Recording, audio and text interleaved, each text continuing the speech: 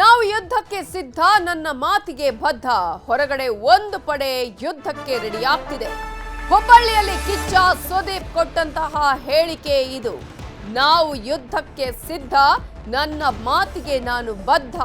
ಹೊರಗಡೆ ಒಂದು ಪಡೆ ಯುದ್ಧಕ್ಕೆ ರೆಡಿಯಾಗ್ತಿದೆ ಅಂತ ಹೇಳಿ ಹುಬ್ಬಳ್ಳಿಯಲ್ಲಿ ಕಿಚ್ಚ ಸುದೀಪ್ ಈ ಸ್ಟೇಟ್ಮೆಂಟ್ ಅನ್ನ ಕೊಟ್ಟಿದ್ದಾರೆ. ಹುಬ್ಬಳ್ಳಿಯಲ್ಲಿ ಮಾತನಾಡಿದ್ರೆ ಎಲ್ಲಿ ತಟ್ಟಬೇಕೋ ಅಲ್ಲಿ ತಟ್ಟುತ್ತೆ. ಸೈಲೆಂಟ್ ಆಗಿರೋದು ಒಳ್ಳೆಯದ್ದೋ ಕೆಟ್ಟದ್ದೋ ಗೊತ್ತಿಲ್ಲ. ನನ್ನ ಸ್ನೇಹಿತರು ಚೆನ್ನಾಗಿರ್ಬೇಕು ಅಂತಾನೆ ನಾನು ಸುಮ್ಮನಿದ್ದೆ ಅಂತ ಕಿಚ್ಚ ಸುದೀಪ್ ಹುಬ್ಬಳ್ಳಿಯಲ್ಲಿ ಈ ತರದ ಮಾತುಗಳನ್ನಾಡಿದ್ದಾರೆ. ಸುಮ್ಮನೆ ಇದ್ರೆ ನಮಗೆ ಬಾಯಿ ಇಲ್ಲ ಅಂತ ಅಲ್ಲ, ನನ್ನ ಸಹನೆಯಿಂದ ನಿಮ್ಮ ಮೇಲೆ ಕಲ್ಲೇಟು ಬೀಳತ್ತೆ. ಹುಬ್ಬಳ್ಳಿಯಲ್ಲಿ ಕಿಚ್ಚ ಸುದೀಪ್ ಕೊಟ್ಟಂತಹ ಸ್ಟೇಟ್ಮೆಂಟ್, ಅವರ ಈ ಮಾತು ಈಗ ಸಾಕಷ್ಟು ಚರ್ಚೆಗೆ ಕಾರಣ ಆಗ್ತಾ ಇದೆ. ಯಾರಿಗೆ ಈ ಒಂದು ಟಾಂಗ್ ಕೊಟ್ರು, ಯಾರಿಗೆ ಈ ಒಂದು ವಾರ್ನಿಂಗ್ ಅನ್ನು ಕೊಟ್ರು ಅನ್ನುವಂತಹ ಚರ್ಚೆಗಳು ಈಗ ಆರಂಭ ಆಗಿದೆ. 25ಕ್ಕೆ ಥಿಯೇಟ್ರಲ್ಲಿ ಒಂದು ಸಿನಿಮಾ ಬಿಡುಗಡೆ ಆಗುತ್ತೆ. ಆದರೆ ಹೊರಗಡೆ ಒಂದು ಪಡೆ ಯುದ್ಧಕ್ಕೆ ರೆಡಿ ಆಗ್ತಾ ಇದೆ. ಈ ವೇದಿಕೆ ಮೇಲಿಂದ ಹೇಳ್ತಾ ಇದ್ದೀನಿ, ಯುದ್ಧಕ್ಕೆ ಸಿದ್ಧ. ಯಾಕಂದ್ರೆ ನಾವು ನಮ್ಮ ಮಾತಿಗೆ ಬದ್ಧ.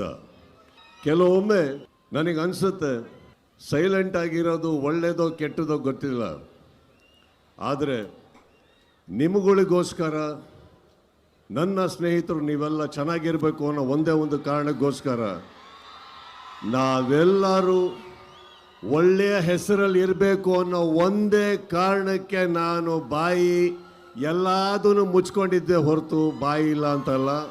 ಬಹಳಷ್ಟು ಕಲ್ಲಿನ ತೋರಾಟ ನನ್ನಿಂದ, ನನ್ನ ಸಹನೆಯಿಂದ ನಿಮ್ಗಳ ಮೇಲೆ ಬೀಳ್ತಾನೆ ಇರುತ್ತೆ. ಅದನ್ನು ತಾವು ತಡ್ಕೊಂಡು ಬರ್ತಾನೆ ಇದ್ದೀರಿ. ಈಗ ಹೇಳ್ತಾ ಇದ್ದೀನಿ, ತಡೆಯೋ ತನಕ ತಡೀರಿ, ಮಾತಾಡೋ ಟೈಮಲ್ಲಿ ಮಾತಾಡಿ. 25ಕ್ಕೆ ಥಿಯೇಟ್ರಲ್ಲಿ ಇದೇ ವಿಚಾರಕ್ಕೆ ಸಂಬಂಧಪಟ್ಟ ಹಾಗೆ ಇನ್ನಷ್ಟು ಡೀಟೇಲ್ಸ್ ಕೊಡೋದಕ್ಕೆ ನಮ್ಮ ಫಿಲ್ಮ್ ಬ್ಯೂರೋ ಹೆಡ್ ಆಗಿರುವಂತಹ ಆನಂದ್ ಸಾಲುಂಡಿ ನೇರ ಸಂಪರ್ಕದಲ್ಲಿ ಜಾಯ್ನ್ ಆಗಿದ್ದಾರೆ. ಆನಂದ್ ಸಾಲುಂಡಿ, ಈಗಾಗಲೇ ಕಿಚ್ಚ ಸುದೀಪ್ ಅವರು ಕೊಟ್ಟಂತಹ ಸ್ಟೇಟ್ಮೆಂಟ್ ಸಾಕಷ್ಟು ಚರ್ಚೆಗೂ ಕೂಡ ಕಾರಣ ಆಗ್ತಾ ಇದೆ. ಬೇರೆ ಬೇರೆ ರೀತಿಯ ವಿಶ್ಲೇಷಣೆಗಳು ನಡೀತಾ ಇದೆ. ಯಾರಿಗೆ ಈ ರೀತಿಯ ಮಾತನ್ನ ಹೇಳಿದ್ರು, ಯಾರಿಗೆ ಈ ಒಂದು ಸಂದೇಶವನ್ನ ಕೊಟ್ಟರು, ಯಾರ ವಿಚಾರದಲ್ಲಿ ಈ ರೀತಿಯ ಹೇಳಿಕೆ ಕೊಟ್ಟಿದ್ದಾರೆ ಅಂತ ಹೇಳಿ ಅದನ್ನ ಎಲಾಬರೇಟ್ ಮಾಡೋದಾದ್ರೆ. ಹುಬ್ಬಳ್ಳಿಯ ಈ ನೆಹರು ಮೈದಾನದಲ್ಲಿ ಸಾವಿರಾರು ಅಭಿಮಾನಿಗಳ ಸಮ್ಮುಖದಲ್ಲಿ ಏನು ಮಾರ್ಕ್ ಸಿನಿಮಾದ ಪ್ರೀ ರಿಲೀಸ್ ಇವೆಂಟ್ ನಡೀತು. ಈ ಒಂದು ಸಂದರ್ಭದಲ್ಲಿ ಕಿಚ್ಚ ಸ್ವಲ್ಪ ರೋಷ ಆವೇಶದಿಂದಲೇ ಮಾತಾಡಿದ್ರು ಅಂತ ಹೇಳ್ಬೋದು. ನಾನು ತುಂಬ ಸರಿ ಬಾಯಿ ಮುಚ್ಕೊಂಡಿರ್ತೀನಿ ನನ್ನ ಸ್ನೇಹಿತರಿಗಾಗಿ, ನನ್ನನ್ನು ಇಷ್ಟಪಡುವ ಅಭಿಮಾನಿಗಳಿಗಾಗಿ, ನನ್ನಿಂದ ಅವರಿಗೆ ಕಲ್ಲು ತೂರಾಟ ಆಗಬಾರ್ದು, ಕಲ್ಲು ಬೀಳಬಾರ್ದು ಅನ್ನೋ ಕಾರಣಕ್ಕಾಗಿ. ಆದರೆ ಈ ಸರಿ ನನಗೂ ಬಾಯಿದೆ, ನಾನು ಬಾಯಿ ಓಪನ್ ಆಗಿ ಮಾತನಾಡ್ತಾ ಇದ್ದೀನಿ. ನಿಮಗೆ ಯಾರಾದರೂ ಇದು ಮಾಡಿದ್ರೆ ನೀವು ಕೂಡ ನಿಮ್ಮ ಬಾಯಿ ತೆರೆದು ಮಾತನಾಡಿ ಅನ್ನುವಂಥ ರೀತಿಯಲ್ಲಿ ಮಾತನಾಡಿದರೆ. ಅಂದರೆ 25ನೇ ತಾರೀಕು ಸಿನಿಮಾ ರಿಲೀಸ್ ಆಗುತ್ತೆ, ಅಂದರೆ ಅವರಿಗೆ ಒಂದು ಪಡೆ ರೆಡಿ ಇದೆ, ಯುದ್ಧಕ್ಕೆ ರೆಡಿ ಇದೆ, ನಾವು ಕೂಡ ಸಿದ್ಧ. ಯಾಕಂದರೆ ನಾವು ಮಾತಿಗೆ ಬದ್ಧ ಅಂತ ಹೇಳುವ ಮೂಲಕ ಒಂದು ಯುದ್ಧ ಘೋಷಣೆಯನ್ನು ಮಾಡಿದ್ದಾರೆ. ಹಾಗಾದರೆ ಕಿಚ್ಚ ಸುದೀಪ್ ಅವರು ಯಾರ ವಿರುದ್ಧ ಯುದ್ಧ ಮಾಡ್ತಾ ಇದ್ದಾರೆ? ಯಾಕೆ ಈ ಯುದ್ಧದ ಕಾನ್ಸೆಪ್ಟ್ ಅವರು ಬಾಯಲ್ಲಿ ಬಂತು? ಯಾರ ವಿರುದ್ಧ ಅಂದರೆ ಅಭಿಮಾನಿಗಳ ವಿರುದ್ಧನ? ಯಾಕಂದರೆ ಕಿಡಿಗೇಡಿಗಳು ಅಥವಾ ಕೆಲವು ನಟರ ಅಭಿಮಾನಿಗಳು ಒಂದು ಸ್ಟಾರ್ ವಾರ್ ನಡೀತಾ ಇರುತ್ತೆ, ಫ್ಯಾನ್ಸ್ ವಾರ್ ನಡೀತಾ ಇರುತ್ತೆ, ಅದ್ರ ವಿರುದ್ಧ ಏನಾದರೂ ಏನು ಕಿಚ್ಚ ಸುದೀಪ್ ಅವರು ಹೇಳಿದ್ರ ಅನ್ನೋ ಒಂದು ಮಾತನಾಡ್ತಾರೆ. ಆದರೆ ಚಿತ್ರರಂಗದಲ್ಲಿ ಯುದ್ಧ ಆಗಬೇಕಾಗಿದೆ. ಯಾಕಂದರೆ ಯುದ್ಧ ಅಂದರೆ OTTಗೆ ಸಿನಿಮಾಗಳು ತಗೋತಾ ಇಲ್ಲ, ಸ್ಯಾಟಲೈಟ್ ರೈಟ್ಸ್ ತಗೋತಾ ಇಲ್ಲ, ಅಥವಾ ಥಿಯೇಟ್ರಿಗೆ ಕರೆಸೋದೇ ಜನನ ಒಂದು ಯುದ್ಧ ಆಗಿದೆ. ಇಂಥ ಸಂದರ್ಭದಲ್ಲಿ ಇಡೀ ಚಿತ್ರರಂಗ ಒಗ್ಗಟ್ಟಾಗಿ ಒಂದು ಯುದ್ಧ ಮಾಡಬೇಕಾಗಿದೆ. ನೆಟ್ಫ್ಲಿಕ್ಸು ಹೈದರಾಬಾದ್ನಲ್ಲಿ ಒಂದು ಸಂಸ್ಥೆನ ಓಪನ್ ಮಾಡುತ್ತೆ, ಆಫೀಸ್ನ ಓಪನ್ ಮಾಡುತ್ತೆ. ಅಮೆಝಾನ್ ಪ್ರೈಮ್ನಲ್ಲಿ ಕನ್ನಡ ಸಿನಿಮಾಗಳನ್ನ ಮೊದಲೆಲ್ಲ ತಗೊಳ್ತಾ ಇದ್ರು. ಆದರೆ ಈಗೀಗ ಅಲ್ಲೂ ಕೂಡ ಪೇಪರ್ ವ್ಯೂಸ್ ಅಂತ ಬಂದಿದೆ, ಅಲ್ಲೂ ಒಂದು ಲಿಮಿಟ್ ಆಗಿದೆ. ಹೀಗಾಗಿ ಚಿತ್ರರಂಗಕ್ಕೆ ಏನು ಬೇಕು ಅದಕ್ಕೆ ಕಿಚ್ಚ ಸುದೀಪ್ ಅವರು ಒಬ್ಬರೇ ಅಲ್ಲ, ಇಡೀ ಚಿತ್ರರಂಗ ಸೇರಿ ಒಂದು ಯುದ್ಧ ಮಾಡಬೇಕಾಗಿದೆ. ಇಂಥ ಸಂದರ್ಭದಲ್ಲಿ ಫ್ಯಾನ್ಸ್ ವಾರು, ಅಭಿಮಾನಿಗಳ ವಾರಿಂದ ಚಿತ್ರರಂಗಕ್ಕೆ ಯಾವುದೇ ರೀತಿಯಾದ ಲಾಭ ಅಂತೂ ಇಲ್ಲ. ಹೀಗಿರುವಾಗ ಕಿಚ್ಚ ಸುದೀಪ್ ಅಂತ ಒಬ್ಬ ಸ್ಟಾರ್ ನಟರು ಯಾಕಾಗಿ ಯುದ್ಧ ಅನ್ನುವಂಥ ಪದವನ್ನು ಯೂಸ್ ಮಾಡಿದ್ರು? ಯಾರ ವಿರುದ್ಧ ಯುದ್ಧ ಮಾಡ್ತಾರೆ ಕಿಚ್ಚ ಸುದೀಪ್? ಯಾಕಂದರೆ ಕಿಚ್ಚ ಸುದೀಪ್ ಅವ್ರನ್ನ ನಮ್ಮೆಲ್ಲರೂ ಅಂದ್ಕೊಂಡಿದ್ದೀವಿ, ಎಲ್ರಿಗೂ ಗೊತ್ತಿದೆ, ಅವರು ನಡೆಯಲ್ಲಿ ಮಾಣಿಕ್ಯ, ನುಡಿಯಲ್ಲಿ ಚಾಣಕ್ಯ ಅನ್ನೋ ಥರ. ಅಂದರೆ ಅವ್ರ ಮಾತನ್ನು ಕೇಳೋಕ್ಕೆ ಒಂದು ರೀತಿ ಇಷ್ಟ ಆಗುತ್ತೆ, ಅವ್ರ ಮಾತಲ್ಲಿ ಒಂದು ಮೆಚುರಿಟಿ ಇರುತ್ತೆ, ಒಂದು ಪ್ರೌಢಿಮೆ ಇರುತ್ತೆ. ಇಂಥ ಸುದೀಪ್ ಅವರು ಯುದ್ಧ ಘೋಷಣೆ ಮಾಡಿದ್ದಾರೆ ಅಂದರೆ ಯಾರ ವಿರುದ್ಧ ಹಂಗಾದರೆ? ಯಾಕಂದರೆ ಆದರೆ ಖಂಡಿತ ನಿಜ, ಸಾಮಾಜಿಕ ಜಾಲತಾಣಗಳಲ್ಲಿ ಕೆಲವು ಕಿಡಿಗೇಡಿಗಳು ಟ್ರೋಲ್ ಮಾಡ್ತಾ ಇರ್ತಾರೆ, ಒಂದು ಸಿನಿಮಾನ ಬೀಳಿಸುವಂಥ ಪ್ರಯತ್ನ ಮಾಡ್ತಾ ಇರ್ತಾರೆ. ಇದರ ನಡುವೆ ಪೈರಸಿ ಆಗ್ತಾ ಇರುತ್ತೆ. ಇಂಥವ್ರ ವಿರುದ್ಧ ಏನು ಯುದ್ಧ ಸಾರಿದ್ರ ಕಿಚ್ಚ ಸುದೀಪ್ ಅವರು? ಇದೆಲ್ಲದರ ನಡುವೆ ಒಂದು ಸ್ಟಾರ್ ವಾರ್ಗೆ ಏನಾದರೂ ಇದು ಕಾರಣ ಆಗುತ್ತಾ? ಖಂಡಿತ ಸ್ಟಾರ್ ವಾರ್ ಅನ್ನೋದು ಯಾವ ಚಿತ್ರರಂಗಕ್ಕೂ ಒಳ್ಳೆ ರೀತಿಯ ಬೆಳವಣಿಗೆ ಅಂತೂ ಅಲ್ವೇ ಅಲ್ಲ. ಯಾಕಂದರೆ ಮಲಯಾಳಂ ಚಿತ್ರರಂಗದಲ್ಲಿ ಅಭಿಮಾನಿಗಳ ವಾರಿರಲ್ಲ, ಸ್ಟಾರ್ ವಾರಿರಲ್ಲ. ಆ ಚಿತ್ರರಂಗ ಎಷ್ಟು ಆರೋಗ್ಯಕರವಾಗಿದೆ, ಎಷ್ಟು ಅದ್ಭುತವಾಗಿದೆ. ಹೀಗಿರುವಾಗ ನಮ್ಮ ಚಿತ್ರರಂಗ ಕೂಡ ಒಗ್ಗಟ್ಟಿನಿಂದ ಎಲ್ಲರನ್ನೂ ಫೇಸ್ ಮಾಡಬೇಕಾಗಿದೆ. ಚಿತ್ರರಂಗಕ್ಕೆ ಏನು ಸವಲತ್ತುಗಳು ಬೇಕಾಗಿದೆ ಅದನ್ನು ಪಡ್ಕೋಬೇಕಾಗಿದೆ. ಇದಕ್ಕೆ ಚಿತ್ರರಂಗ ಒಂದು ಯುದ್ಧ ಮಾಡಬೇಕಿದೆ. ಬಟ್ ಅದು ಕಿಚ್ಚ ಸುದೀಪ್ ಅವರು ಒಬ್ಬರೇ ಅಲ್ಲ, ಎಲ್ಲರೂ ಸೇರಿ ಯುದ್ಧ ಮಾಡಬೇಕಾಗಿದೆ. ನವಿತಾ ಜೈನ್, ಈಗ ನೀವೇ ಹೇಳೋದಾದ್ರೆ ಈಗ ಪೈರಸಿಯ ವಿಚಾರ ಆಗಿರ್ಬೋದು ಅಥವಾ OTTಗಳಲ್ಲಿ ಕನ್ನಡ ಸಿನಿಮಾ ತೆಗೆದುಕೊಳ್ತಾ ಇಲ್ಲ ಅನ್ನುವಂಥ ವಿಚಾರ ಆಗಿದ್ದಿದ್ರೆ ನೇರವಾಗಿ ಹೇಳಬಹುದಾಗಿತ್ತಲ್ಲ. ಈ ಯುದ್ಧ ಬದ್ಧತೆಯ ಮಾತನ್ನ ಈ ರೀತಿಯಾಗಿ ಹೇಳುವ ಅವಶ್ಯಕತೆ ಇತ್ತ? ಇದು ಒಂದು ಟೀಮ್ ಈಗಾಗಲೇ ಹೊರಗಡೆ ಒಂದು ಪಡೆ ಯುದ್ಧಕ್ಕೆ ರೆಡಿ ಇದೆ ಅನ್ನೋದನ್ನ ಹೇಳೋದ್ರ ಮೂಲಕ 27ನೇ ತಾರೀಕು ಏನು ಆಗುತ್ತೋ ಆವತ್ತಿನಿಂದ ಯುದ್ಧ ಶುರು ಅನ್ನುವಂತಹ ಮೆಸೇಜ್ ಅನ್ನ ಪಾಸ್ ಮಾಡಿದ್ರ ಹೇಗೆ ಅಂತ? ಎಸ್ ನವಿತಾ ಜೈನ್, ಒಂದು ವೇಳೆ ಇಚ್ಛಾಪೂರ್ವಕವಾಗಿ ಮನಸ್ಪೂರ್ವಕವಾಗಿ ಯಾವುದೋ ಒಬ್ಬ ಸ್ಟಾರು ಆ ನಟರ ಅಭಿಮಾನಿಗಳ ವಿರುದ್ಧ ಏನಾದರೂ ಕಿಚ್ಚ ಸುದೀಪ್ ಅವರು ಯುದ್ಧ ಘೋಷಣೆ ಮಾಡಿದ್ದೆ ಆದರೆ ಅದು ಖಂಡಿತ ಚಿತ್ರರಂಗಕ್ಕೆ ಲಾಭ ಅಂತೂ ಅಲ್ಲ. ಯಾಕಂದರೆ ಒಂದು ಚಿತ್ರರಂಗಕ್ಕೆ, ಕನ್ನಡ ಚಿತ್ರರಂಗದಲ್ಲಿ ಕನ್ನಡ ಸಿನಿಮಾಗಳನ್ನ ನೋಡುವಂಥ ಅಭಿಮಾನಿಗಳು ಅಥವಾ ಸಿನಿರಸಿಕರು ತುಂಬಾ ಕಡಿಮೆ. ಅದರ ನಡುವೆ ಆ ಸ್ಟಾರು ಈ ಸ್ಟಾರು ಅಂತ ಫ್ಯಾನ್ ವಾರ್ ನಡೀತಾ ಇದ್ದರೆ ಚಿತ್ರಮಂದಿರಕ್ಕೆ ಅಭಿಮಾನಿಗಳು, ಸಿನಿಮಾ ರಸಿಕರು ಬರೋದು ಕಡಿಮೆ ಆಗುತ್ತೆ. ಅದರಿಂದ ಎಲ್ಲ ಸಿನಿಮಾಗಳಿಗೂ ತುಂಬ ತೊಂದರೆನೇ ಆಗುತ್ತೆ. ಎಲ್ಲರೂ ಒಗ್ಗಟ್ಟಾಗಿ ಹೋಗಿ ಎಲ್ಲ ಅಭಿಮಾನಿಗಳು ಸಿನಿಮಾ ನೋಡಿದ್ರೇ ಒಂದು ಸಿನಿಮಾ ಗೆಲ್ಲೋದು. ಹೀಗಿರುವಾಗ ಎಲ್ಲರೂ ಸಿನಿಮಾ ನೋಡಿ ಅಂತ ಹೇಳ್ಬೋದು, ಅದು ಸಿನಿಮಾಗೆ ಪ್ರೋತ್ಸಾಹಿಸಿ ಅಂತ ಹೇಳ್ಬೋದು. ಅದ್ರ ಬದಲು ಯುದ್ಧ, ಈ ರೀತಿಯ ಘೋಷಣೆಗಳು ಒಂದು ಚಪ್ಪಾಳೆಯನ್ನು ಗಿಟ್ಟಿಸ್ಕೋಬೋದು, ಆ ಕ್ಷಣಕ್ಕೆ ಒಂದು ರೀತಿ ಉದ್ಘೋಷವನ್ನು ಇದು ಮಾಡ್ಬೋದು. ಆದರೆ ಚಿತ್ರರಂಗಕ್ಕಂತೂ ಈ ರೀತಿ ಯುದ್ಧ ಅನ್ನೋದು ಒಳ್ಳೇದಲ್ಲ ಅಂತಲೇ ಹೇಳ್ಬೋದು. ಇದು ಸೋಷಿಯಲ್ ಮೀಡಿಯಾದಲ್ಲೂ ಸಾಕಷ್ಟು ಚರ್ಚೆ ಆಗ್ತಾ ಇದೆ. ನವಿತಾ ಜೈನ್, ಈಗ ಆನಂದ್, ಈ ರೀತಿಯಾದಂತಹ ಯುದ್ಧದ ಬಗ್ಗೆ ನಾವು ಮಾತನಾಡ್ತಾ ಹೋಗೋದು, ಯಾಕಂದ್ರೆ ಕಿಚ್ಚ ಸುದೀಪ್ ಅವರು ಯಾವುದೇ ಎಂತಹ ಸಂದರ್ಭದಲ್ಲೂ ಕೂಡ ನೋಡಿದ ಹಾಗೆ ಅವರು ಮಾತು ಬಹಳ ಕಡಿಮೆ. ಅದರಲ್ಲೂ ಕೂಡ ಆಡಿದ್ರೆ ಯಾವ ರೀತಿಯಾಗಿ ಯಾರಿಗೆ ಅದನ್ನು ಮುಟ್ಟಿಸಬೇಕೋ ಆ ರೀತಿಯ ಮಾತಾಡ್ತಾರೆ. ಎಷ್ಟೇ ಅವರನ್ನ ಕೆಣಕಿದ್ರು ಕೂಡ, ಎಷ್ಟೇ ಅವರಿಗೆ ಪ್ರಶ್ನೆಗಳನ್ನ ಕೇಳಿದ್ರು ಕೂಡ ಅದಕ್ಕೆ ಸರಿಯಾದಂತಹ ರೀತಿಯಲ್ಲಿ ಉತ್ತರವನ್ನ ಕೊಡುವಂತಹ ಆ ಒಂದು ಚಾಣಕ್ಯತೆ, ಜಾಣ್ಮೆ ಕೂಡ ಸುದೀಪ್ ಅವರಿಗೆ ಇರುವಂತಹ ಸಂದರ್ಭದಲ್ಲಿ ಈ ಸಲ ಇದು ಬೇಕಂತಾನೆ ವಾರ್ನಿಂಗ್ ಕೊಟ್ರ, ಬೇಕಂತಾನೆ ಮೆಸೇಜ್ ಅನ್ನ ಪಾಸ್ ಮಾಡಿದ್ರ? ಹಾಗಾದ್ರೆ ನಾವು ಕೂಡ ರೆಡಿ ಅನ್ನೋದನ್ನ ಒಂದು ಹೇಳುವ ಪ್ರಯತ್ನ ಮಾಡಿದ್ರ ಹೇಗೆ? ಇಲ್ಲಿವರೆಗೂ ಸುಮ್ಮನಿದ್ದು ಸಾಕು ಅನ್ನುವಂತಹ ಒಂದು ಮೆಸೇಜ್ ಪಾಸ್ ಮಾಡಿದ್ರ? ಎಸ್ ನವಿತಾ ಜೈನ್, ಸುದೀಪ್ ಅವರು ಅದೇ ಎಲ್ಲೇ ಮಾತಿಗೆ ನಿಂತರೂ ಕೂಡ ಅವ್ರ ಮಾತನ್ನು ಕೇಳೋಕ್ಕೆ ಒಂದು ಖುಷಿ ಆಗುತ್ತೆ. ಯಾಕಂದರೆ ತುಂಬ ಯೋಚಿಸಿ, ತುಂಬ ಮೆಚ್ಯೂರ್ಡಾಗಿ ಮಾತನಾಡ್ತಾರೆ. ಅವ್ರ ಮಾತಿನಲ್ಲಿ ಒಂದು ಫಿಲ್ಟರ್ ಇರುತ್ತೆ. ಅಂದರೆ ಪ್ರತಿ ಮಾತುಗಳಲ್ಲೂ ಒಂದು ತೂಕ ಇರುತ್ತೆ, ತೂಕ ಭರಿತವಾಗಿ ಮಾತನಾಡ್ತಾರೆ. ಆಗಲೇ ಹೇಳ್ದಂಗೆ ನಡೆಯಲಿ ಚಾಣಕ್ಯ, ನುಡಿಯಲಿ ಮಾಣಿಕ್ಯ ಅಂತಲೇ ಅವ್ರನ್ನ ಕರಿತೀವಿ. ಇಂಥ ಸುದೀಪ್ ಅವರು ಈಗ ಯಾಕೆ ಯುದ್ಧದ ಮಾತನಾಡಿದ್ರು ಅಂದರೆ, ಅಭಿಮಾನಿಗಳು ಇದರಿಂದ ಕೆರಳೋದಾದರೆ, ಬೇರೆ ಬೇರೆ ಅಭಿಮಾನಿಗಳ ರೀತಿ ಒಂದು ಯುದ್ಧಕ್ಕೆ ನಿಂತರೆ ಅದು ಯಾವ ರೀತಿ ಆಗುತ್ತೆ? ಸ್ಟಾರ್ ವಾರ್, ಫ್ಯಾನ್ಸ್ ವಾರ್ ಆಗುತ್ತೆ. ಅದು ಇನ್ನೊಂದು ರೀತಿಯಾಗಿ ಬೇರೆ ಬೇರೆ ಹಂತಕ್ಕೆ ತಗೊಂಡೋಗುತ್ತೆ. ಅದು ಒಂದು ಕಲುಷಿತ ವಾತಾವರಣವನ್ನು ನಿರ್ಮಾಣ ಮಾಡುವಂಥ ಸಾಧ್ಯತೆಯೇ ಹೆಚ್ಚಾಗಿರೋದ್ರಿಂದ ಈ ರೀತಿಯ ಮಾತು ಬೇಕಾಗಿತ್ತ ಅನ್ನೋ ಒಂದು ಕ್ವಶನ್ ಮಾರ್ಕ್ ಕೂಡ ಉಂಟಾಗುತ್ತೆ. Navita Jain, okay, thank you Anand Sal ಡೀಟೇಲ್ಸ್ಗೆ. ಈ ಜರ್ನಿಯಲ್ಲಿ 25ಕ್ಕೆ ಥಿಯೇಟ್ರಲ್ಲಿ ಒಂದು ಸಿನಿಮಾ ಬಿಡುಗಡೆ ಆಗುತ್ತೆ. ಆದರೆ ಹೊರಗಡೆ ಒಂದು ಪಡೆ ಯುದ್ಧಕ್ಕೆ ರೆಡಿ ಆಗ್ತಾ ಇದೆ. ಈ ವೇದಿಕೆ ಮೇಲಿಂದ ಹೇಳ್ತಾ ಇದ್ದೀನಿ, ಯುದ್ಧಕ್ಕೆ ಸಿದ್ಧ. ಯಾಕಂದ್ರೆ ನಾವು ನಮ್ಮ ಮಾತಿಗೆ ಬದ್ಧ. ಕೆಲವು ಮಾತು ಹುಬ್ಬಳ್ಳಿಗೆ ಬಂದು ಇಲ್ಲಿ ವೇದಿಕೆ ಮೇಲೆ ಮಾತಾಡಿದ್ರೆ ಇಡೀ ಕರ್ನಾಟಕಕ್ಕೆ ಎಲ್ಲಿ ತಟ್ಟಬೇಕೋ ತಟ್ಟುತ್ತೆ, ಹೇಗೆ ತಟ್ಟಬೇಕೋ ತಟ್ಟುತ್ತೆ, ಯಾವ ಭರ್ಜರಿಯಲ್ಲಿ ತಟ್ಟಬೇಕೋ ತಟ್ಟುತ್ತೆ ಅನ್ನೋ ಒಂದು ಕಾರಣಕ್ಕೆ ಕೆಲವೊಮ್ಮೆ ನನಗೆ ಅನಿಸುತ್ತೆ ಸೈಲೆಂಟ್ ಆಗಿರೋದು ಒಳ್ಳೆಯದೋ ಕೆಟ್ಟದೋ ಗೊತ್ತಿಲ್ಲ. ಆದರೆ ನಿಮಗಳಿಗೋಸ್ಕರ, ನನ್ನ ಸ್ನೇಹಿತರು ನೀವೆಲ್ಲ ಚೆನ್ನಾಗಿರಬೇಕು ಅನ್ನೋ ಒಂದೇ ಒಂದು ಕಾರಣಕ್ಕೋಸ್ಕರ, ನಾವೆಲ್ಲರೂ ಒಳ್ಳೆಯ ಹೆಸರಲ್ಲಿ ಇರಬೇಕು ಅನ್ನೋ ಒಂದೇ ಕಾರಣಕ್ಕೆ ನಾನು ಬಾಯಿ ಎಲ್ಲದನ್ನು ಮುಚ್ಕೊಂಡಿದ್ದೆ ಹೊರತು ಬಾಯಿ ಇಲ್ಲ ಅಂತಲ್ಲ. ಬಹಳಷ್ಟು ಕಲ್ಲಿನ ತೋರಾಟ ನನ್ನಿಂದ, ನನ್ನ ಸಹನೆಯಿಂದ ನಿಮ್ಗಳ ಮೇಲೆ ಬೀಳ್ತಾನೆ ಇರುತ್ತೆ. ಅದನ್ನು ತಾವು ತಡ್ಕೊಂಡು ಬರ್ತಾನೆ ಇದ್ದೀರಿ. ಈಗ ಹೇಳ್ತಾ ಇದ್ದೀನಿ, ತಡೆಯೋ ತನಕ ತಡೀರಿ, ಮಾತಾಡೋ ಟೈಮಲ್ಲಿ ಮಾತಾಡಿ. ಕಾಂಗ್ರೆಸ್ನಲ್ಲಿ ಮುಗಿಯದ ಕುರ್ಚಿ ಬಿಕ್ಕಟ್ಟು. ಸಿದ್ದರಾಮಯ್ಯ ಆಪ್ತರನ್ನ ಭೇಟಿ ಆಗ್ತಾ ಇದ್ದಾರೆ ಡಿಕೆ ಶಿವಕುಮಾರ್. KN ರಾಜಣ್ಣ ಅವರ ಜೊತೆಗೆ DK ಶಿವಕುಮಾರ್ ಅವರು ಸಮಾಲೋಚನೆಯನ್ನ ಮಾಡಿದ್ದಾರೆ. ಅಧಿವೇಶನ ಮುಗಿದ ಬಳಿಕ ಮತ್ತೆ ಕುರ್ಚಿ ಕಚ್ಚಾಟ ಇದೀಗ ಮುನ್ನೆಲೆಗೆ ಬಂದಿದೆ. ಪಟ್ಟದ ಆಟ ಮತ್ತೆ ಆರಂಭ ಆಗಿದೆ. ಇಂತಹ ಸಂದರ್ಭದಲ್ಲಿ ಸಿದ್ದರಾಮಯ್ಯ ಅವರ ಆಪ್ತರನ್ನ DCM DK ಶಿವಕುಮಾರ್ ಅವರು ಭೇಟಿ ಆಗ್ತಾ ಇರೋದು. KN ರಾಜಣ್ಣ ಅವರ ಜೊತೆಗೂ DKಶಿ ಸಮಾಲೋಚನೆ ಮಾಡಿದ್ದಾರೆ. ಪಕ್ಷದ ಹಿತದೃಷ್ಟಿಯಿಂದ ಚರ್ಚೆ ಅಂತ ಹೇಳಿದ್ದಾರೆ KN ರಾಜಣ್ಣ ಅವರು. ಅದರ ಜೊತೆಗೇನೆ ಅವರು ಹೇಳಿಕೆ ಕೊಟ್ಟಿದ್ದಾರೆ. ರಾಜಣ್ಣ ಅವರು, ನನ್ನ ಹಿಂದಿನ ಎಲ್ಲಾ ಹೇಳಿಕೆಗಳಿಗೂ ನಾನು ಬದ್ಧನಾಗಿದ್ದೇನೆ, ನಾನು ಯಾವತ್ತಿದ್ರೂ ಕೂಡ CM ಪರ ಅಂತ ಹೇಳಿ KN ರಾಜಣ್ಣ ಹೇಳಿಕೆಯನ್ನ ಕೊಟ್ಟಿದ್ದಾರೆ. ರಾಜಣ್ಣ ಭೇಟಿ ಬಗ್ಗೆ DCM DK ಶಿವಕುಮಾರ್ ಅವರು ಪ್ರತಿಕ್ರಿಯೆ ಕೊಟ್ಟಿದ್ದಾರೆ. ರಾಜಣ್ಣ ನಮ್ಮ ಶಾಸಕರು, ಹಿಂದೆ ಮಂತ್ರಿ ಆಗಿದ್ದವರು, ಇದು ಸೌಹಾರ್ದಯುತ ಭೇಟಿ ಅಂತ ಹೇಳಿದ್ದಾರೆ DK ಶಿವಕುಮಾರ್. ನಾನೇನು ಹುಡುಕಂಡಂತ ಏನೋ ಬಂದಿಲ್ಲ ರೀ. ಆ ಪಾರ್ಟಿ ಅಧ್ಯಕ್ಷ ಇರ್ತಾರೆ, ಅವರು ಯಾರಿಗೆ ಬೇಕಾದ್ರೂ ಭೇಟಿ ಮಾಡ್ಬೋದು, ಯಾರಿಗೆ ಬೇಕಾದ್ರೂ ಕರೆದು ಮಾತಾಡ್ಬೋದು. ಏನು ಪ್ರಮುಖ ಅದೇ ಪಕ್ಷ ಸಂಘಟನೆ ಮಾಡಬೇಕು ಅದಂತ ಬಗ್ಗೆ ಹೇಳಿದ್ರು. ಆಯ್ತಪ್ಪ ಮಾಡೋಣ ಅಂತ ಹೇಳಿ ಅಷ್ಟೇ. ಇಲ್ಲ ಅವತ್ತು ಹೆಂಗಿದ್ದು ಅದೇ ಸ್ಟ್ಯಾಂಡೇ. There is no change in the stand. ಬೆಳಗಾಂನಲ್ಲಿ ಎಲ್ಲಾರು ಇವರು ಊಟಕ್ಕೆ ಕರೆದವ್ರೆ, ಅವರು ಊಟಕ್ಕೆ ಕರೆದವ್ರೆ, ಇವರು ಹೋಗಿದ್ದಾರೆ, ಅವರು ಹೋಗಿದ್ದಾರೆ, ಎಲ್ಲರೂ ಹೋಗಿದ್ದಾರೆ. ಅದ್ರಲ್ಲಿ ಏನು ಪಾಲಿಟಿಕ್ಸ್ ಅಂತದ ಏನಿರೋದಿಲ್ಲ. It is all courtesy dinner meetings.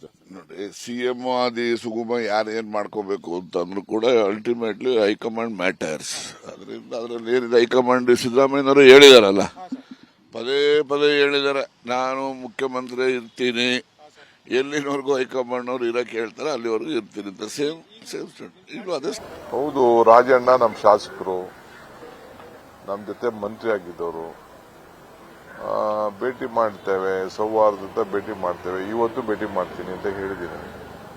ನಿನ್ನೆ ಫುಲ್ ಲೋಡು ನಾನು ಮಾತಾಡೋಕ್ಕಾಗಲಿಲ್ಲ. ಇವತ್ತು ಮಧ್ಯಾಹ್ನ ನನಗೆ ಗವರ್ನರ್ ಮನೆ ಕಾರ್ಯಕ್ರಮ ಆದ್ಮೇಲೆ ಭೇಟಿ ಮಾಡ್ತೀನಿ ಅಂತ ಹೇಳಿದ್ದೇನೆ. ಒಳ್ಳೆ ಕತೆ ರೀ. ಎಲ್ಲರೂ ಕೊಲೀಗ್ಸ್, ಒಂದು ಪಾರ್ಟಿ ಅವರು, ನಮ್ಮ ಸರ್ಕಾರದಲ್ಲಿ ಕೆಲಸ ಮಾಡಿರೋರು, ಪಾರ್ಟಿಲಿ ಕೆಲಸ ಮಾಡಿರೋರು. ನಮಗೂ ಯಾರಿಗೇನು, ನನಗೆ ಯಾರ ಬಗ್ಗೆನೂ ಏನು ಭಿನ್ನಾಭಿಪ್ರಾಯ ಇಲ್ಲ. ನೀವು ಮಾಧ್ಯಮದವರು ಸೃಷ್ಟಿ ಕೆಲವು ಸಂದರ್ಭದಲ್ಲಿ ಕೆಲವು ಹೇಳಿಕೆಗಳು ಕೊಟ್ಟಿರ್ತಾರೆ, ಅದಕ್ಕೆಲ್ಲ ನಾವು ಬೇಜಾರು ಮಾಡ್ಕೊಳಕ್ಕಾಗ್ತದ?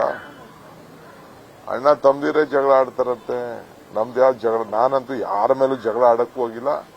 ಯಾವ ವಿಚಾರಕ್ಕೂ ನಾನು ಇವತ್ತವರೆಗೂ ಒಬ್ಬರ ಮೇಲೆ ಒಂದು ಸ್ಟೇಟ್ಮೆಂಟ್ ಮಾಡಿಲ್ಲ. ಸೂಕ್ತ ಸಮಯದಲ್ಲಿ ಹೈಕಮಾಂಡ್ ಬುಲಾವನ್ನ ನೀಡುತ್ತೆ ಅಂತ ಹೇಳಿ DK ಶಿವಕುಮಾರ್ ಕೊಟ್ಟಂತಹ ಹೇಳಿಕೆಗೆ CM ಸಿದ್ದರಾಮಯ್ಯ ಪ್ರತಿಕ್ರಿಯೆ ಕೊಟ್ಟಿದ್ದಾರೆ. ಹೈಕಮಾಂಡ್ ಕರೆದ್ರೆ ನಾನು ಹೋಗ್ತೀನಿ ಅಂತ ಕೂಡ CM ಸಿದ್ದರಾಮಯ್ಯ ಅವರು ಹೇಳಿಕೆಯನ್ನ ನೀಡಿದ್ದಾರೆ.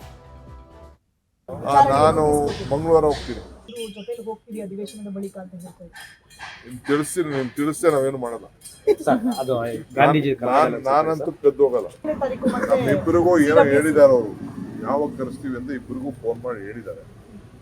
ಹೋಗ್ತೀವಿ, ಇಬ್ರು ಹೋಗ್ತೀವಿ. ಇಬ್ರು ಹೋಗ್ದಿರಕ್ಕಾಗ್ತದ? ನಮ್ಮಿಬ್ಬರಿಗೂ ಏನೋ ಹೇಳಿದಾರೆ ಅವರು, ಯಾವಾಗ ಕರೆಸ್ತೀವಿ ಅಂತ ಇಬ್ಬರಿಗೂ ಫೋನ್ ಮಾಡಿ ಹೇಳಿದ್ದಾರೆ. ಹೋಗ್ತೀವಿ.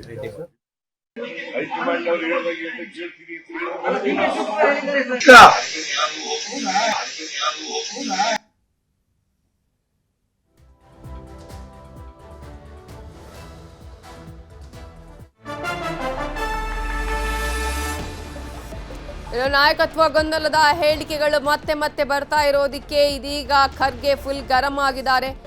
CM DCM ಪ್ರತಿದಿನದ ಸ್ಟೇಟ್ಮೆಂಟ್ಗಳಿಗೆ ಬೇಸರವನ್ನ ವ್ಯಕ್ತಪಡಿಸಿದ್ದಾರೆ. ಒಂದ್ ಕಡೆ ಹೈಕಮಾಂಡ್ ಯಾವಾಗ ಹೇಳುತ್ತೋ ಅನ್ನುವಂತಹ ಹೇಳಿಕೆಯನ್ನು ಏನು ಕೊಡ್ತಾ ಇದ್ದಾರಲ್ಲ, ಈ ಹೈಕಮಾಂಡ್ ಅಂತ ಬೊಟ್ಟು ಮಾಡ್ತಾ ಇರೋದಕ್ಕೂ ಕೂಡ ಕಿಡಿಕಾರಿದ್ದಾರೆ. ಗೊಂದಲ ಹೈಕಮಾಂಡ್ ಸೃಷ್ಟಿ ಮಾಡ್ತಾ ಇಲ್ಲ, ಗೊಂದಲವನ್ನ ಅವರೇ ಬಗೆಹರಿಸಿಕೊಳ್ಬೇಕು ಅಂತ ಹೇಳಿ ಕಲಬುರಗಿಯಲ್ಲಿ AICC ಅಧ್ಯಕ್ಷರಾಗಿರುವ ಮಲ್ಲಿಕಾರ್ಜುನ ಖರ್ಗೆ ಅವರು ಹೇಳಿಕೆಯನ್ನ ಕೊಟ್ಟಿದ್ದಾರೆ. ಎಲ್ಲದಕ್ಕೂ ಹೈಕಮಾಂಡ್ ಅಂದ್ರೆ ಹೇಗೆ? ಲೋಕಲ್ ಲೀಡರ್ಗಳೇ ಸೆಟಲ್ ಮಾಡ್ಕೊಳ್ಬೇಕು, ನನ್ನಿಂದ ಪಕ್ಷ ಅಧಿಕಾರಕ್ಕೆ ಬಂತು ಅಂತ ಹೇಳಿಕೆಯನ್ನ ಕೊಡೋದು, ಆ ರೀತಿಯಾದಂತಹ ಪ್ರತಿಕ್ರಿಯೆಗಳನ್ನ ಕೊಡೋದು ಸರಿಯಲ್ಲ. ನನ್ನಿಂದ ಪಕ್ಷ ಅಧಿಕಾರಕ್ಕೆ ಬಂತ ಅಂತ ಹೇಳೋದು ಸರಿಯಲ್ಲ. ಕಾರ್ಯಕರ್ತರು ಬೆಂಬಲಿಸಿ ಪಕ್ಷವನ್ನ ಅಧಿಕಾರಕ್ಕೆ ತಂದಿದ್ದಾರೆ. ಇವರು ಪಕ್ಷ ಕಟ್ಟಿದ್ದಾರೆ, ಅವರು ಪಕ್ಷ ಕಟ್ಟಿದ್ದಾರೆ ಅನ್ಬಾರ್ದು. ಪಕ್ಷ ಅಂದಮೇಲೆ ಎಲ್ಲರ ಪಾತ್ರವೂ ಕೂಡ ಈ ಪಕ್ಷದಲ್ಲಿ ಇರತ್ತೆ ಅಂತ ಹೇಳಿ ಮಲ್ಲಿಕಾರ್ಜುನ ಖರ್ಗೆ ಹೇಳಿಕೆಯನ್ನ ಕೊಟ್ಟಿದ್ದಾರೆ. ಈಗಾಗಲೇ ಪ್ರತಿದಿನದ ಈ ಒಂದು CM DCM ಹೇಳಿಕೆಗಳಿಗೆ ಬೇಸರವನ್ನು ವ್ಯಕ್ತಪಡಿಸಿದ್ದಾರೆ. ಜೊತೆಗೆ ಎಲ್ಲವನ್ನ ಕೂಡ ಹೈಕಮಾಂಡ್ ಕಡೆಗೆ ಬೊಟ್ಟು ಮಾಡಿ ತೋರಿಸೋದು ಸರಿಯಲ್ಲ. ಲೋಕಲ್ ಲೀಡರ್ಗಳು ಅಲ್ಲಲ್ಲೇ ನಿಮ್ಮ ಸಮಸ್ಯೆಗಳನ್ನು ನೀವು ಬಗೆಹರಿಸಿಕೊಳ್ಬೇಕು ಅಂತಾನು ಹೇಳಿದ್ದಾರೆ. 23ನೇ ತಾರೀಕು DK ಶಿವಕುಮಾರ್ ಅವರು ದೆಹಲಿಗೆ ಹೈಕಮಾಂಡ್ ಭೇಟಿ ಆಗಿ ತಮ್ಮ ಭೇಟಿ ಆಗಿ ಬರ್ತಾರೆ. ನನಗಂತೂ ಇನ್ನೂ ಸೂಚನೆ ಇಲ್ಲ.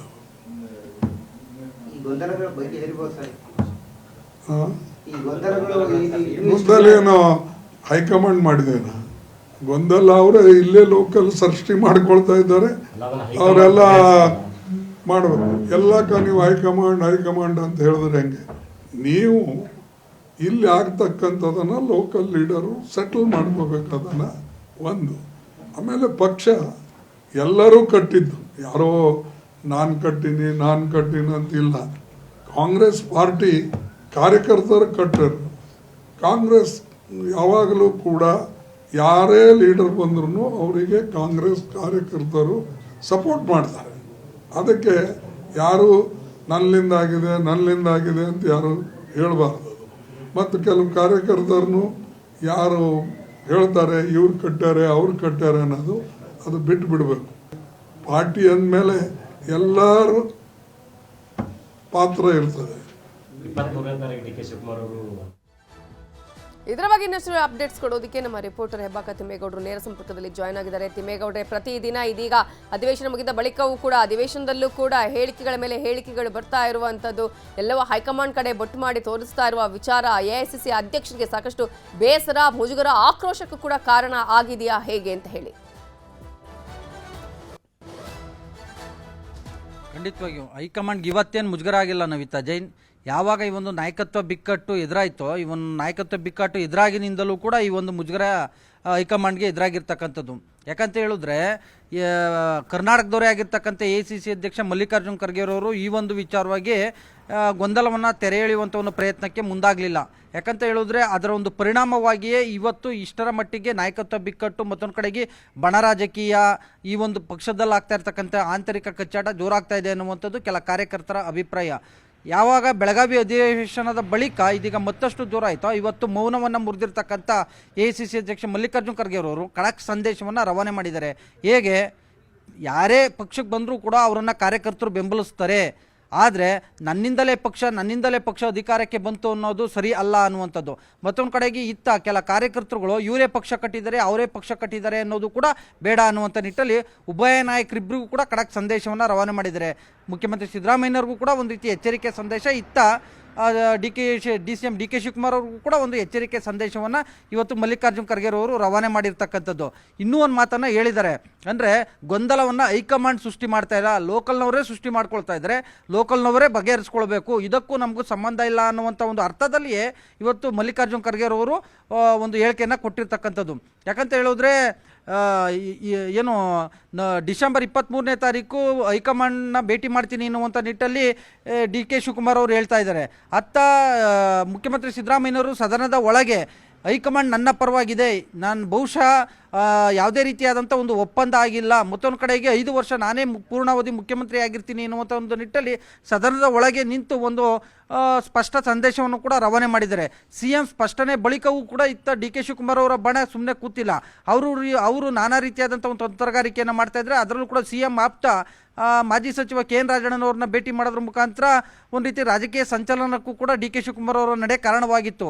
ಮತ್ತೊಂದು ಕಡೆಯಾಗಿ ಇವತ್ತು ಕೂಡ ನಾನು ಭೇಟಿ ಆಗ್ತೀನಿ ಮತ್ತು ಹೈಕಮಾಂಡನ್ನು ಡಿಸೆಂಬರ್ 23ನೇ ತಾರೀಕು ಭೇಟಿ ಮಾಡ್ತೀನಿ, ಮತ್ತೊಂದು ಕಡೆಯಾಗಿ ಹೈಕಮಾಂಡ್ ಸೂಕ್ತ ಸಮಯದಲ್ಲಿ ಸೂಕ್ತ ನಿರ್ಧಾರವನ್ನು ತೆಗೆದುಕೊಳ್ಳುತ್ತೆ, ಸೂಕ್ತ ಸಮಯದಲ್ಲಿ ಬುಲಾವನ್ನು ಕೊಡುತ್ತೆ ಅನ್ನುವಂಥ ಮಾತನ್ನು DK ಶಿವಕುಮಾರ್ ಅವರು ಹೇಳಿದರು. ಇದಕ್ಕೆ ಗರಂ ಆಗಿಯೇ ಪ್ರತಿಕ್ರಿಯೆಯನ್ನು ಕೊಟ್ಟಿರ್ತಕ್ಕಂಥ CM ಸಿದ್ದರಾಮಯ್ಯನವರು ಅವರೇ ಹೇಳಿದ್ದಾರೆ ಅಲ್ರಿ ಹೈಕಮಾಂಡ್ ತೀರ್ಮಾನಕ್ಕೆ ಬದ್ಧ ಅಂತ ಹೇಳಿ, ನೀವು ಪದೇ ಅದನ್ನು ಯಾಕೆ ಕೇಳ್ತೀರಾ, ಒಂದು ವೇಳೆ ಹೈಕಮಾಂಡ್ ಕರೆದ್ರೆ ನಾನು ಹೋಗ್ತೀನಿ ಬಿಡಿ ಎನ್ನುವಂಥ ಒಂದು ಮಾತನ್ನು ಹೇಳಿದ್ರು. ಸೊ ಈ ಮೂಲಕವಾಗಿ ಎಲ್ಲ ಒಂದು ಕಡೆಗೆ ಉಭಯ ನಾಯಕರಿಬ್ಬರು ಕೂಡ ಒಂದು ಕಡೆಯಾಗಿ CM ಸಿದ್ದರಾಮಯ್ಯನವರು ಕುರ್ಚಿ ಉಳಿಸ್ಕೊಳ್ಳುವಂಥ ಒಂದು ನಿಟ್ಟಿನಲ್ಲಿ ಪ್ರತಿಷ್ಠೆಗೆ ಬಿದ್ದರೆ, ಹೇಗಾದರೂ ಶತಾಯಗತಾಯ ಇದೇ ಸರ್ಕಾರದ ಅವಧಿಯಲ್ಲಿ ನಾನು ಮುಖ್ಯಮಂತ್ರಿ ಆಗಲೇಬೇಕು ಅನ್ನುವಂಥ ಒಂದು ನಿಟ್ಟಲ್ಲಿ DK ಶಿವಕುಮಾರ್ ಅವರು ಪಣ ತೊಟ್ಟಂತೆ ಕಾಣಿಸ್ತಾ ಇದೆ. ಸೊ ಹೀಗಾಗಿ ಯಾವಾಗ ಈ ಒಂದು ಉಭಯ ನಾಯಕರಿಬ್ಬರ ಜಟಾಪಟಿಯಿಂದ ಮುಜುಗರ ಹೆಚ್ಚಾಯಿತೋ, ಅತ್ತ ಕಲಬುರಗಿಯಲ್ಲಿ ಕುಳಿತು AICC ಅಧ್ಯಕ್ಷ ಮಲ್ಲಿಕಾರ್ಜುನ್ ಖರ್ಗೆರವರು ಈ ರೀತಿಯಾದಂಥ ಒಂದು ಖಡಕ್ ಸಂದೇಶವನ್ನು ರವಾನೆ ಮಾಡಿರುವಂಥದ್ದು ನವಿತಾ ಜೈನ್. ದೇವೇಗೌಡ್ರೆ, ಈಗಾಗಲೇ ಮಲ್ಲಿಕಾರ್ಜುನ ಖರ್ಗೆ ಅವರ ಮಾತನ್ನ ಕೇಳ್ತಾ ಇದ್ರೆ, ಈಗ ಸಿದ್ದರಾಮಯ್ಯ ಅವರು ಹೇಳ್ತಾ ಇದ್ರು ನಾನೇ 5 ವರ್ಷ ಹೈಕಮಾಂಡ್ ಹೇಳುವವರೆಗೂ ನಾನೇ ಅನ್ನೋದನ್ನ ಮತ್ತೆ ಪುನರುಚ್ಚರಿಸಿದ್ರು. ಮತ್ತೊಂದ್ ಕಡೆ ಒಪ್ಪಂದ ಆಗಿದೆ ನಮ್ಮಿಬ್ಬರ ಮಧ್ಯೆ ಅಂತ ಹೇಳಿ ಡಿ ಕೆ ಶಿವಕುಮಾರ್ ಹೇಳ್ತಾ ಇದ್ದಾರೆ. ಆದ್ರೆ ಖರ್ಗೆ ಅವರ ಮಾತನ್ನ ಕೇಳ್ತಾ ಇದ್ರೆ ಆ ರೀತಿ ಆದ ಹಾಗೆ ಕಾಣಿಸ್ತಾ ಇಲ್ವಲ್ಲ. ಒಂದ್ ಕಡೆ ಡಿ ಕೆ ಶಿ ಹೇಳ್ತಾ ಇದ್ದಾರೆ ಮಂಗಳವಾರ ನಾನು ಹೋಗ್ತೀನಿ, ಸಿದ್ದರಾಮಯ್ಯ ಅವರನ್ನು ಕೂಡ ಕರೀತಾರೆ ಅಂತ ಹೇಳಿ, ಕರೆದ್ರೆ ನಾನು ಹೋಗ್ತೀನಿ ಅಂತ ಹೇಳ್ತಾರೆ. ಬಟ್ ಇಲ್ಲಿ ಬೇರೆ ಆದಂತಹ ರೀತಿಯ ಬೆಳವಣಿಗೆಗಳು ಕಾಣಿಸ್ತಾ ಇದೆಯಲ್ಲ ಅಂತ. ಇದೇ ನವಿತಾ ಜೈನ್ ತೀವ್ರ ಕುತೂಹಲ ಮತ್ತು ನಾನಾ ವ್ಯಾಖ್ಯಾನ ಮತ್ತು ಕುತೂಹಲಗಳಿಗೆ ಕಾರಣವಾಗಿರ್ತಕ್ಕಂಥದ್ದು.